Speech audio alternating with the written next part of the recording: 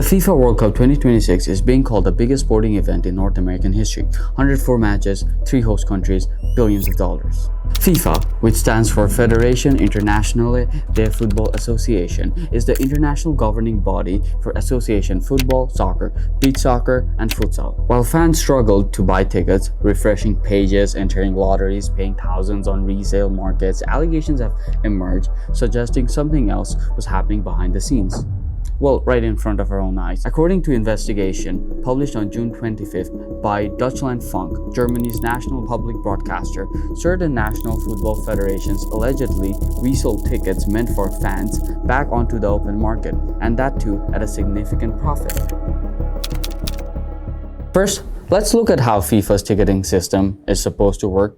According to FIFA's publicly available information, tickets are sold through 3 main channels: direct public sales on FIFA's website, corporate hospitality packages, and a third channel, official travel packages. National federations also receive tickets. Each federation receives an allocation of tickets for the tournament. Well, according to FIFA, these are meant for their loyal traveling supporters. FIFA created a special category called the supporter entry tier for $60, the cheapest tickets in the entire tournament. It's also reserved so that the real fans could afford to attend, well, according to FIFA.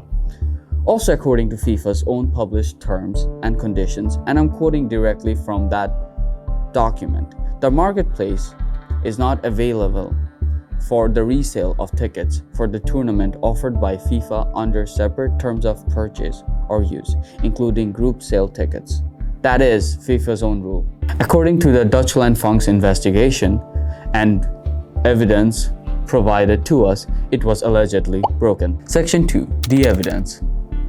On June 25, 2026, Deutschlandfunk published an article alleging that at least 8 national federations resold World Cup tickets on FIFA's own platform at prices allegedly up to 4 times the original value. We were able to get in touch with Evan Sutton, who provided photographic evidence of screenshots from inside FIFA's official ticketing app, which appears to show federation names listed as ticket holders in the hands of buyers who allegedly purchased tickets from them on the resale market. We cannot independently verify the full chain of transactions, but present this evidence as provided. Cook Islands ticket. A ticket to Mexico versus South Africa on June 11th appears to list the Cook Islands Football Association as the ticket holder.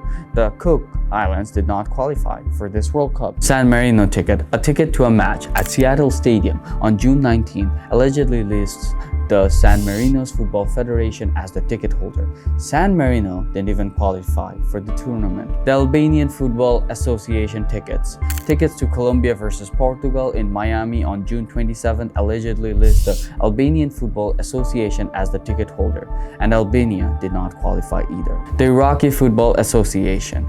Category 1 ticket, the most premium tier to France versus Senegal, allegedly lists the Iraqi Football Association as the ticket holder. Notably, this ticket appears to show it was already used, possibly suggesting that the buyer was already inside the stadium when this photo was taken. In total, photos provided to the Manitoban by Evan Sutton allegedly show evidence of at least 9 federations whose ticket appeared on the secondary market, including 3 federations whose nations didn't even qualify for the tournament. Deutschlandfunk's independent investigation named 8 federations, and according to Deutschlandfunk's investigation, witnesses reported prices allegedly up to 4 times the original value. Section 3. Talking to an expert. To get a better idea of this situation and why FIFA allegedly allowed it, we spoke directly to Professor Florian Ederer. Professor Ederer was cited in the original Deutschlandfunk investigation and agreed to speak with the Manitoban on record. On why FIFA may have no intention to stop this, Professor Ederer told us, FIFA does not have a very strong incentive to enforce the resale restrictions on these tickets, because these are essentially payments to the officials of these national federations. And because all of these national federations get a vote in the presidential election. According to the professor, this is relevant because FIFA President Gianni Infantino is standing for re-election in March 2027. Professor Ederer also said consequences these federations might face will be I think that it will be maybe a little bit of a slap on the wrist and say, don't do this in such obvious ways, but I don't think there will be any consequences. There might be a little bit of a private reprimand. And on who may be benefiting, the professor told us, I don't think it's necessarily directly something from Infantino that's coming from there, but it is just another way that I think bureaucrats enrich themselves at FIFA and at the national federation, and this is sort of seen as some of the perks of occupying these jobs. According to the Deutschland Funks in reporting, none of the federations named in their investigation responded to requests for comment. FIFA told Deutschland Funk that federations must adhere to all contractual terms but did not address specific alleged violations. We also did reach out to FIFA's disciplinary and media departments. FIFA acknowledged the receipt of our inquiry, but we have not received anything yet, or at the time before this publication. Section 4, the dancing gesture. So who loses here? The $60 supporter ticket, according to FIFA's own materials, for a genuine fan of their national team, allegedly ending up on a resale platform at prices way above face value. Now, it is a possibility that, according to Professor Ederer, unqualified nations like San Marino may have had no genuine fan base to distribute the tickets to.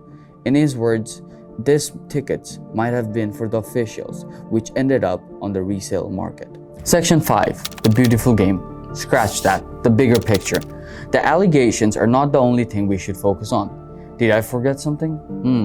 Oh yes, I did. The World Cup happens once every 4 years, and regardless of the controversies, people, fans across the globe will tune in. Only a tiny percentage of viewers will end up getting tickets to a stadium at prices that are unreasonable. Now, even with the controversies and allegations, will people still continue to watch it? Yes. Will FIFA still continue to make boatloads of money? Yes. Now, the only question that remains is, where can I get those tickets?